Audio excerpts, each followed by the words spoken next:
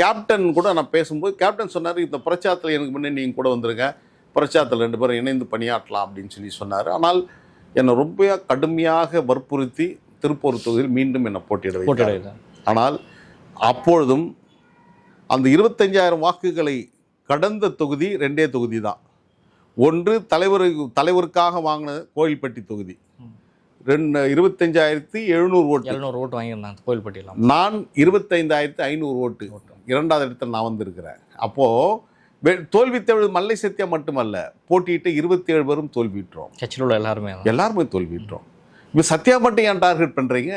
அப்போது அந்த போட்டியிட்டதுக்கு பின்னாலும் தலைமை கழகத்தில் நடந்த ஒரு கூட்டத்தில் ஒரே மகிழ்ச்சி. நாங்களாம் தோத்துட்டு அவமானமோடு உள்ளே இருக்கிறோம். ஆனால் உள்ளே பேசியவர்கள் பேசின பேச்செல்லாம் அதிர்ச்சிக்குள்ளான செய்தி. இதெல்லாம் அரசியல் இருக்குமான்னு. தலைவர் உள்ளே வருகின்ற போது ஒரே கல்லில் 2 மாங்காய் வீழ்த்தியவர் அப்படின்ட்டு ஒரே ஆறாவாரம் பேசுகின்றப்போ அப்படி தான் பேசினாங்க. என்ன அப்படின்னா, ஒன்று விஜயகாந்தை துடைத்தெறிந்தாகிவிட்டது, அடுத்து திமுக ஆட்சி வர முடியாமல் பண்ணிட்டாரு, அவர் மிகப்பெரிய ராஜதந்திரின்னு சொல்லி தலைவரை பாராட்டினாங்க மாவட்ட செயலாளர் கூட்டத்தில். நான் வருத்தப்படுறேன் அவங்களுக்காக. ஏன்னா ஒரு ஸ்ட்ராட்டஜிக்கு நீ வெற்றி பெறணும்னு நீ நினைக்கணும். 2 பேரை காலி பண்ணணும். ஆனால் 2 பேர் நீங்கள் வீழ்த்திட்டேன். நான் இதுவரையிலும் இன்னவரையும் நான் ஓப்பன் பண்ணதில்லை. முதல்ல உங்கள்கிட்ட தான் சொல்கிறேன். ஒரே கல்லில் 2 மாங்காய் வீழ்த்தினார் தலைவர் வைகோ.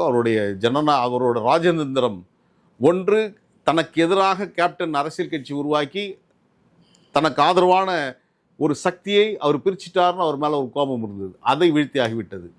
அடுத்து திராவிட முன்னேற்றம் ஆட்சி வர முடியாமல் பண்ணிட்டோம், நாம் வெற்றி பெற்றிருக்கிறோம் சொல்லி பேசுனாங்க. தோத்து போய் நாங்கள் அவமானப்பட்டு கடங்கார நாங்கள் இருக்கும்போது இப்படி பேசுகிறாங்க. இந்த கூட்டத்தில் வைகோ ரசிக்கிறாரா? கண்டிப்பாக ரசிக்கிறாரு. அவரோட என்ன கம்பீரம். அதே போல் காங்கிரஸ் ஆட்சிக்கு வர முடியாமல் போனதுக்கும் அதுக்கு ஒரு கம்பீரம். முடிச்சிட்டல, அது காரணங்கள் உண்டு. ஆனால் அப்படி நீங்கள் கூட்டணி போகக்கூடாது. நீங்கள் கூட்டணிக்குள்ளே இருந்துட்டு அது நீங்கள் உள்ளே பண்ணிட்டீங்கன்னா நீங்கள் செய்வது துரோகம். கூட்டணி போகாமல் இருந்து நீங்கள் சொன்னீங்கன்னா சரி.